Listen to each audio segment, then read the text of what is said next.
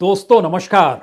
सत्ता की रोटी जब पलटती है तो कोई समझ भी नहीं पाता है कि किस वक्त रोटी पलट दी गई और उसको जलने से बचा लिया गया, या फिर रोटी जल रही थी और अब उसे पलटना मजबूरी है। यह दोनों दो परिस्थितियां हैं जिसके बीच कोई दूसरा नहीं बल्कि देश के प्रधानमंत्री नरेंद्र मोदी फंस चुके हैं। कल तक राहुल गांधी को लेकर जो तंज कसे जाते थे और जिन जिन सवालों का जवाब अलग अलग मंत्रालय संभाले मंत्री देते थे, पहली बार गाज उन्हीं पर गिराने की मजबूरी है।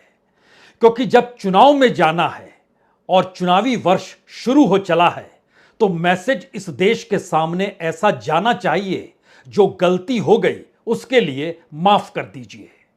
क्योंकि राहुल गांधी ने इस दौर में बिल्कुल नया दांव चला है।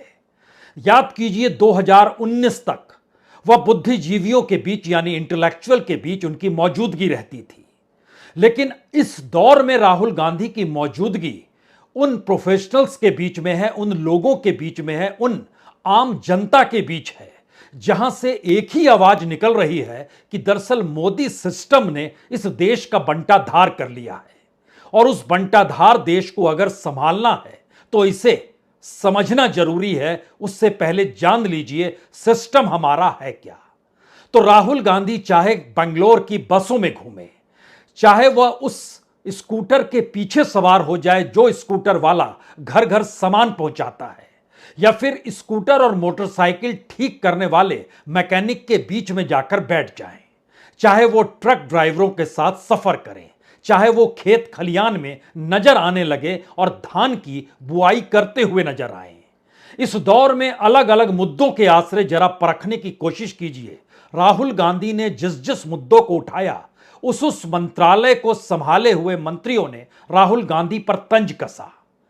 लेकिन भारत जोड़ो यात्रा के बाद से राहुल गांधी का जो राजनीतिक ट्रांसफॉर्मेशन या कहें राजनीतिक बदलाव जिस तेजी से हुआ है, उसने 3 मैसेज देश के सामने साफ तौर पर रख दिए हैं।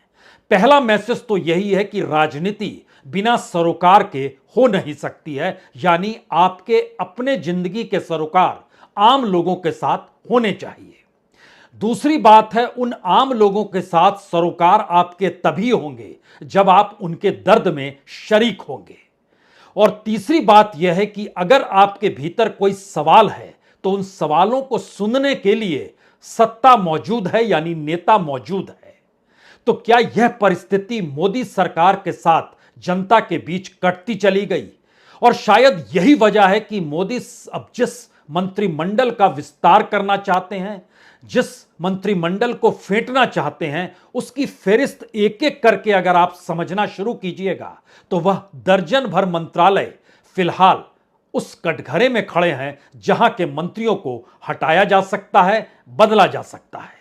और उस मंत्रालय से जुड़े सवालों को अलग अलग जगहों पर राहुल गांधी ने बाखूबी उठाया है। तो हम उन मंत्रालयों का जिक्र आपसे करें उससे पहले 2-3 बातें साफ कर लीजिए।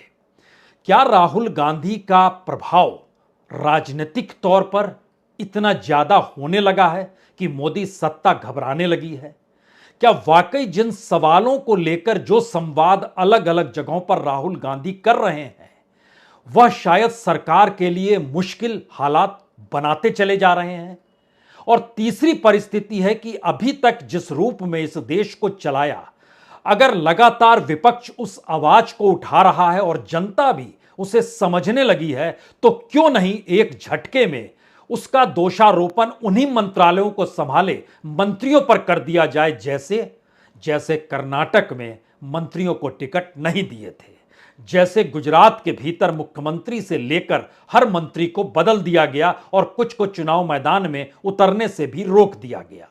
तो क्यों नहीं यह प्रयोग राजनीतिक तौर पर केंद्र की सरकार के भीतर हो जाए? क्योंकि किसी नेता किसी मंत्रालय की क्या जरूरत है जब पीएमओ अपने आप में सक्षम है और वो काम कर रहा है।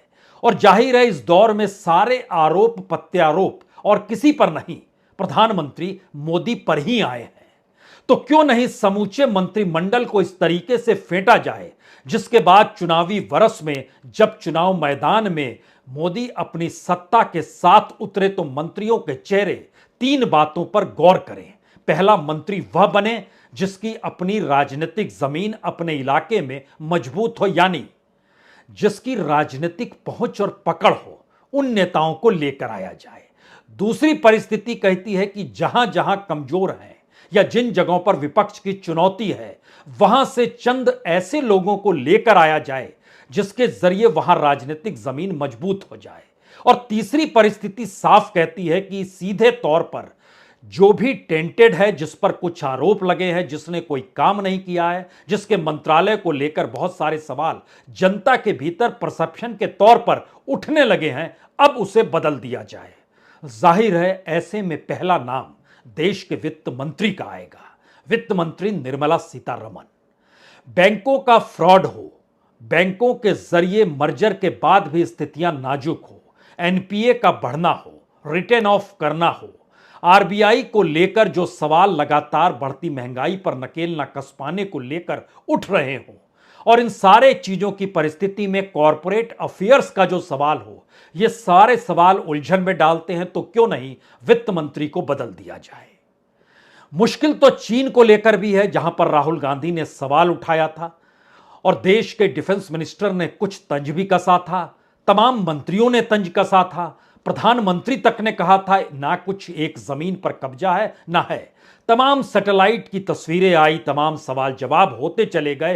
राष्ट्रीय और अंतर्राष्ट्रीय तौर पर राहुल गांधी इस मुद्दे को उठाने से चूके नहीं। तो क्या डिफेंस मिनिस्टर राजनाथ सिंह की भी कुर्सी बदल जाएगी? यह दूसरा मंत्रालय शायद सबसे अहम मंत्रालय है। तीसरी परिस्थिति स्पोर्ट्स मिनिस्ट्री के साथ जुड़ी हुई है, जो कुछ अंतर्राष्ट्रीय महिला पहलवानों के साथ हुआ। तो क्या अनुराग ठाकुर से यह विभाग छीन लिया जाएगा? अगर वो आईएनबी मिनिस्टर बने भी रहते हैं तो भी एक नया स्पोर्ट्स मिनिस्टर चाहिए। एविएशन को लेकर जो सवाल जिस तेजी से इस देश में उठा है, जो भी कीमत लगा दीजिए, जो भी किराया देना है दे दीजिए, मुश्किल हालात में एक अगर गो बंद हो गया, गो एयर बंद क्या हुआ, उसके बाद मुश्किल हालात देश में पैदा हो गए। तो क्या एविएशन मंत्रालय ज्योतिरादित्य सिंधिया भी बदल जाएंगे? कृषि मंत्री तोमर, इनको लेकर बहुत सारे सवाल हैं। और राहुल गांधी अब जब किसानों के बीच सीधे जा चुके हैं और किसानों के रिफॉर्म को लेकर, यानी एग्रीकल्चर रिफॉर्म को लेकर जब जनता ने ही खारिज कर दिया प्रधानमंत्री मोदी के पूरे प्लान को, तो क्यों नहीं अब कृषि मंत्री भी नए तौर पर ले आए। अगला सवाल तो आदिवासियों को लेकर भी है। आदिवासी भी सत्ता के साथ खड़ा नजर नहीं आता है। तमाम राज्यों के भीतर झांक लीजिए या केंद्र स्तर पर झांक लीजिए, 2019 में वोट बढ़े जरूर थे, लेकिन इस दौर में आते आते परिस्थितियां नाजुक हो गई है। और उस पर तो एक काम मध्य प्रदेश के भीतर जो हुआ है, उसने तो बहुत ज्यादा दूषित स्थिति बीजेपी के साथ खड़ी कर दी है। तो क्या आदिवासी मंत्रालय के नेता को भी बदल दिया जाएगा? यकीनी तौर पर निगाहें वहां भी है, यानी अर्जुन मुंडा की कुर्सी भी बदली जाएगी या हटाए जाएंगे, क्योंकि बाबूलाल मरांडी को झारखंड यूं ही दे दिया गया है। और बाबूलाल मरांडी और अर्जुन मुंडा में 36 का आंकड़ा शुरुआती दौर से रहा, लेकिन अब परिस्थिति बदल रही है। सब कुछ नया चाहिए, पाक साफ तरीके से चाहिए। इसमें एक टेंटेड मंत्री का जिक्र होने की जरूरत है। जो मिश्रा जी हैं, यानी टेनी, लखीमपुर खीरी के मंत्री, गृह राज्य मंत्री हैं, उनको हटाने की जरूरत है, क्योंकि मैसेज ठीक नहीं जा रहा है। किसी ब्राह्मण को लाना होगा तो ले आएंगे। वो ब्राह्मण कोई भी हो सकता है, वो वहां के लक्ष्मीकांत वाजपेयी भी हो सकते हैं, वो मनोज तिवारी के तौर पर नई परिस्थिति लाकर खड़ा कर सकते हैं, द्विवेदी जी हो सकते, कई हो सकते हैं ब्राह्मण। तो ऐसे स्थिति में क्यों साथ रखा जाए जहां एक भी सवाल है। रेलवे मंत्रालय को लेकर भी तो सवाल है कि एक भी भर्ती नहीं हो रही और एक्सीडेंट होते चले जा रहे हैं, किराया बढ़ते चला जा रहा है। क्यों नहीं उन्हें बदल दिया जाए? और जब पूरी इकोनॉमी को ठीक करना है 1 बरस के भीतर, चुनावी दृष्टि से जहां पर महंगाई को सस्ते में तब्दील करना है, तो तेल मंत्रालय का जिक्र भी हो सकता है, क्योंकि अब पेट्रोल डीजल को कम करने का वक्त आ गया है, उसकी कीमत कम करनी होगी। रशिया से जो लाभ होना था हो चला है। 40,000 करोड़ का मुनाफा हमें युद्ध के दौर में तेल को रशिया से आयात करने के बावजूद मिला, और दुनिया के बाजार में हम रिफाइन करके उस तेल को बेच रहे थे। तो इकोनॉमिक ढांचे के दायरे में जो जो आता है उस परिस्थिति को बदल डाली और खास तौर से अडानी कांड ने तो दुनिया भर में थू थू कर दी। हिडेनबर्ग रिपोर्ट आने के बाद अडानी कंपनी के 4 लाख करोड़ रुपए एक झटके में जो गायब हुए, और अभी भी वो गिन ही रहे हैं कि ऐसी परिस्थिति है और पार्लियामेंट से लेकर सड़क तक सवाल तो कॉरपोरेट में स्वस्थ प्रतिस्पर्धा के ना होने का उठा, इस देश के पीएसयू को कौड़ियों के मोल बेचने को लेकर उठा, प्राइवेटाइजेशन को लेकर सरकार अपनी कमाई देखती रही। तो क्या इस चुनावी बरस में कुछ ऐसी सरकार की तस्वीर जनता के सामने पेश की जाए जिससे जनता को लगे हां अब ठीक है, और प्रधानमंत्री मोदी भी कह पाए हां अब देखिए हमने सब कुछ ठीक कर दिया। तो इस फेरिस्त में तो एमएसएमई भी आएगा। वहां जितनी बड़ी तादाद में एमएसएमई बंद हुए तो उसके मंत्री तक का नाम कोई जानते नहीं है, और उसमें नाम नारायण राणे का है। तो नारायण राणे को क्यों रखा जाए? जब शिवसेना तोड़ चुके हैं, जब एनसीपी को तोड़ चुके हैं, महाराष्ट्र की सियासत हम मान चुके हैं साध लेंगे, तो फिर केंद्र के भीतर लोकसभा चुनाव के मद्देनजर फिर देखा जाएगा लोकसभा चुनाव के बाद किसका क्या करना है राज्यवार। लेकिन जहां की जो परिस्थिति है वो शायद मुश्किल हालात में ला रही है, और ऐसे में लेबर एंड एम्प्लॉयमेंट मिनिस्ट्री संभाले हुए भूपेंद्र यादव को भी तो परखना होगा। उनकी कितनी जरूरत इस मंत्रालय को लेकर है। एक मंत्रालय तो उनके पास है ही जो इस देश की प्रकृति को देखती है, नेचुरल रिसोर्स को देखती है, और तमाम चीजों के भीतर क्लाइमेट चेंज को लेकर वो तमाम जगहों पर बात तो कहते हैं, लेकिन एम्प्लॉयमेंट को लेकर कोई जिक्र नहीं होता है, लेबर को लेकर कोई जिक्र नहीं होता है। तो क्या जरूरत है? तो क्यों नहीं उसे बदल डाला जाए? और इस दायरे के भीतर में कोल एंड माइंस मिनिस्ट्री भी तो आती है, वहां को लेकर भी कई सवाल उठ रहे हैं। और बड़ी बात यह है कि अंतर्राष्ट्रीय तौर पर भारत की जो इलेक्ट्रॉनिक्स और आईटी मिनिस्ट्री यानी इंफॉर्मेशन टेक्नोलॉजी मिनिस्ट्री है, जिसको कि राजीव चंद्रशेखर संभाले हुए हैं, वहां पर भी तो सवाल होगा। तो क्यों नहीं उसे बदल दिया जाए? दर्जन भर मिनिस्ट्री का जब हम आपसे जिक्र कर रहे हैं तो उसमें एक नाम पीयूष गोयल का भी आएगा। एक्सपोर्ट और इंपोर्ट को लेकर जो सवाल इस दौर में, एक्सपोर्ट लगातार कम हुआ है, इंपोर्ट लगातार बढ़ा है, बैलेंस हो नहीं पा रहा है। तो क्या इसके लिए एक नई परिस्थिति इकोनॉमिकली इस देश के भीतर में मंत्रालय के जरिए खड़ी कर दी जाए, एक चेहरा बदला जाए, मैसेज दिया जाए? क्योंकि यह तो हर कोई जानता है, पीएमओ के भीतर हर मंत्रालय से संबंधित एक बाबू बैठा हुआ है, यानी एक नौकरशाह बैठा हुआ है, जिसके इशारे पर मंत्री को भी नाचना पड़ता है या मंत्री को उसी अनुकूल काम करना पड़ता है। मंत्री अपने तौर पर कोई बड़ा निर्णय ले ले ऐसा होता नहीं है। तो इस परिस्थिति में क्या एक के बाद एक defence ministry, finance ministry, export ministry, sports ministry, aviation ministry, agriculture ministry, tribal ministry, railway ministry, coal ministry, mine ministry, MSME ministry, labour and employment ministry, electronic and information technology ministry, एक लंबी फहरिस्त तो पड़ी हुई है। लेकिन अगला सवाल यह है कि ऐसी परिस्थिति के लिए प्रधानमंत्री अगर मजबूर हो चले हैं तो जाहिर तौर पर इस देश के भीतर के अलग अलग जगहों से जो एनडीए में शामिल होने जा रहे हैं या जो शामिल हैं, उनकी कतार आपको बहुत साफ तौर पर इस नए मंत्रिमंडल में दिखाई देगी। क्योंकि उनके जरिए राजनीति साधने का मतलब यह है कि हम बीजेपी से किसी को नहीं ला रहे हैं और बीजेपी को कोई प्रमुख पद भी नहीं दे रहे हैं। हम तो उस एनडीए के सहयोगियों के साथ खड़े हैं। जिनका साथ ना रहे तो फिर 272 का आंकड़ा तो दूर की बात है, 200 तक हांफते हांफते पहुंचना भी मुश्किल होगा और स्थिति 150 के नीचे आकर खड़ी ना हो जाए, जिसके बाद कोई भी राजनीति, कोई भी रणनीति, कोई भी कूटनीति और कोई भी तिकड़म या कोई भी हुनर काम करेगा नहीं। लेकिन यह सारी परिस्थितियों में सबसे बड़ी बात यह है कि राहुल गांधी का जो राजनीतिक ट्रांसफॉर्मेशन हुआ है, ध्यान दीजिए, उन्होंने एक एक सेक्टर को लेकर जो सवाल उठाए, उस सेक्टर से जुड़े हुए मंत्रालय और उस सेक्टर के उठे हुए सवालों का जवाब दे पाने की स्थिति में सरकार भी नहीं है। कॉरपोरेट का सवाल हो, इस देश के भीतर अडानी कांड का मसला हो, एमएसएमई का सवाल हो, मैन्युफैक्चरिंग सेक्टर का सवाल हो, कौड़ियों के मोल जो पीएसयू बेचे जा रहे थे उनका सवाल हो, जो बढ़ते हुए एनपीए का सवाल हो, फिर उसको रिटर्न ऑफ करने का सवाल हो, फिर जिनको पैसा लेकर भाग गए उनको दोबारा से लोन दिया जा सकता है, इस नीतियों को लेकर सरकार और आरबीआई की सहमति हो जाए। यह सारी परिस्थिति बताती है कि सरकार उस धड़कन पर अपनी उंगली नहीं रख पाई जहां पे राहुल गांधी की मौजूदगी होती चली गई। वो सवाल चाइना से जुड़ा हुआ भी हो सकता है, वो सवाल मणिपुर से जुड़ा हुआ भी हो सकता है। मणिपुर के भीतर प्रधानमंत्री की खामोशी अद्भुत रही, लेकिन राहुल गांधी वहां के आम लोगों के बीच बैठे और जब प्रधानमंत्री को लेकर लोगों ने सवाल किया, वहां के पत्रकारों ने तो राहुल गांधी ने खारिज कर दिया, हम राजनीति करने नहीं आए हैं।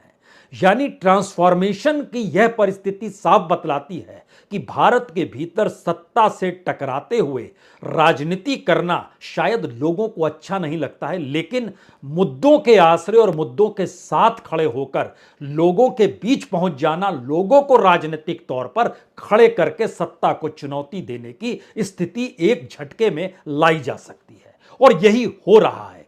दिल्ली यूनिवर्सिटी के भीतर छात्रों से मुलाकात के बीच छात्रों की बेरोजगारी हो, एजुकेशन का सवाल हो, यह सवाल उठे तो छात्रों के बीच सवाल रेंगने लगा। कई दिनों तक इसको लेकर चर्चा होती रही। सरकार की सांसें फूलने लगी तो वहां पर प्रिंसिपल और डीन को कहना पड़ा, हमने तो इजाजत नहीं दी थी, घबराहट है। दिल्ली की एक बस्ती में जाना, वहां पानी, घर, रोजगार, काम का संकट, जो चूल्हा होता है, जो खास तौर से महंगाई से जुड़ी हुई जो सिलेंडर का जिक्र है, उसको भी खुले तौर पर करना, यह मैसेज था कि जो बस्तियों में लोग रहते हैं, शहरी बस्तियों में जो अलग अलग जगहों से आते हैं काम करने के लिए, उनके बीच उनसे संवाद बनाया जाए।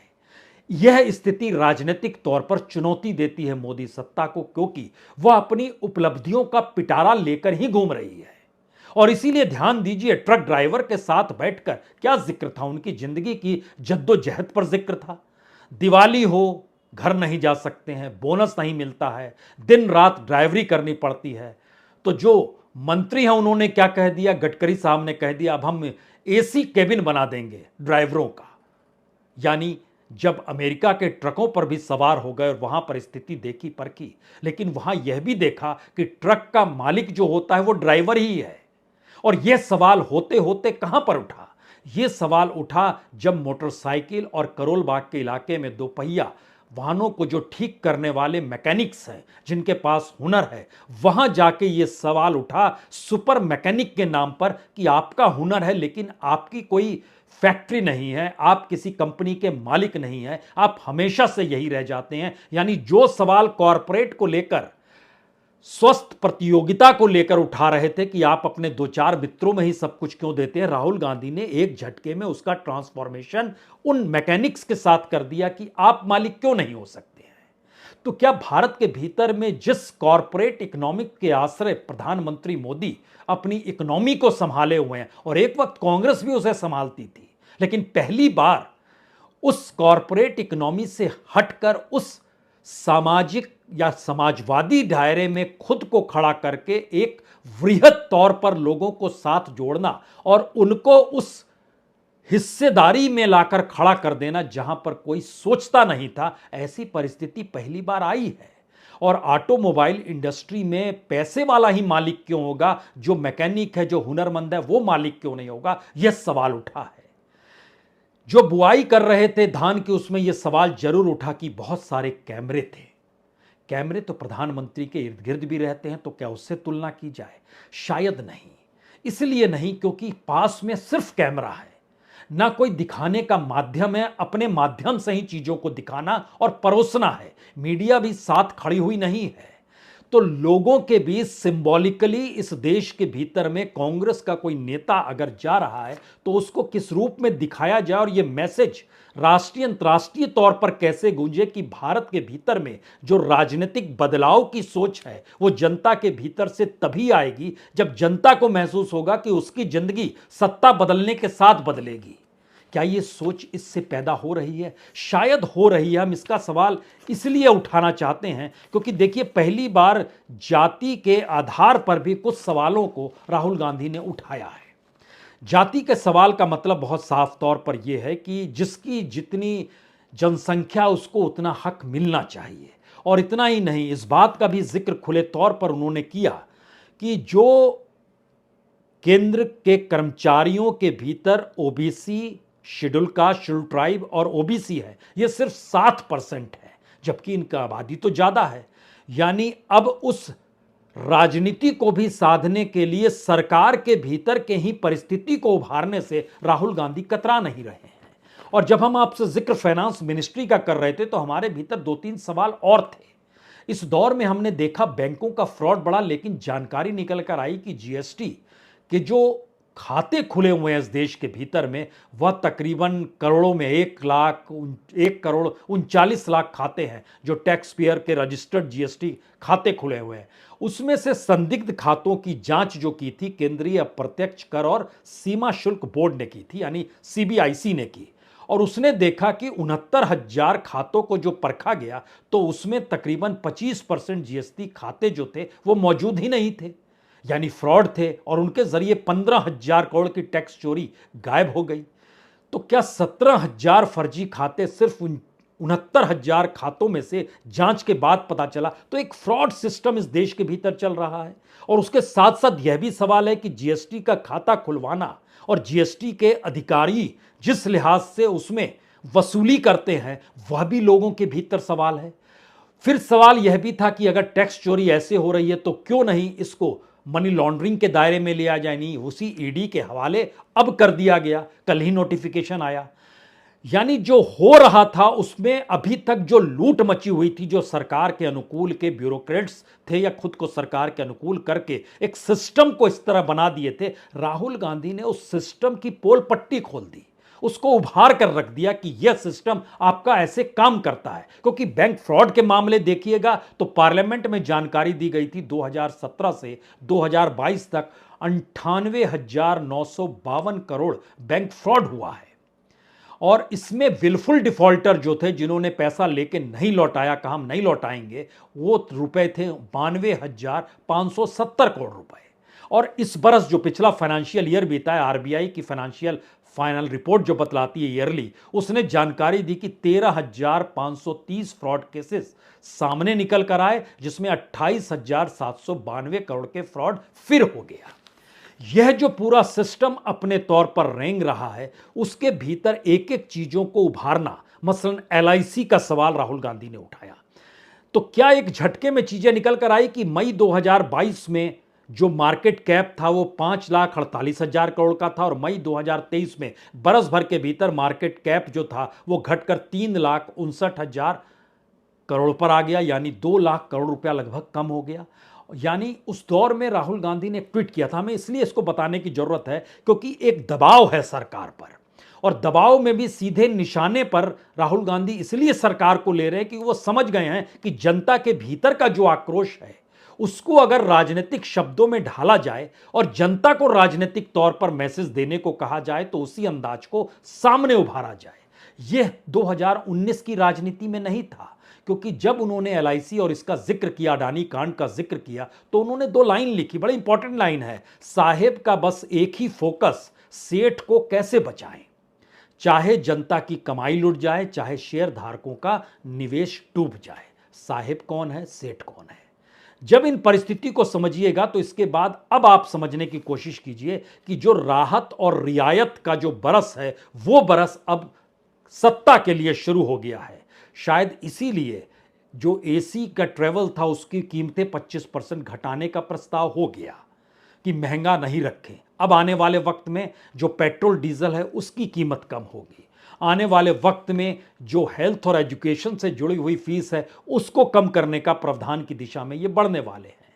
और ये सारी चीजें बतलाती हैं कि जब सरकार चुनाव की दिशा में जा रही है तो वह कुछ राहत रियायत देती है, लेकिन पहली बार सत्ता ने महसूस किया है कि राजनीतिक तौर पर जिन सवालों को उठाया जा रहा है उसके कटघरे में वो खड़े नहीं है, बल्कि जनता उसको लेकर एजुकेट हो रही है और वो समझने लगी है कि उसकी ये हालात क्यों हो रही है। और शायद यही वो घबराहट है जिसमें दर्जनों मंत्रालय कटघरे में हैं, दर्जनों मंत्री हटेंगे, बदले जाएंगे। यह राजनीतिक तौर पर परखा जरूर जाएगा, लेकिन स्थितियां सत्ता के भीतर धड़कनें बढ़ाने वाली है। बहुत बहुत शुक्रिया, बहुत बहुत शुक्रिया।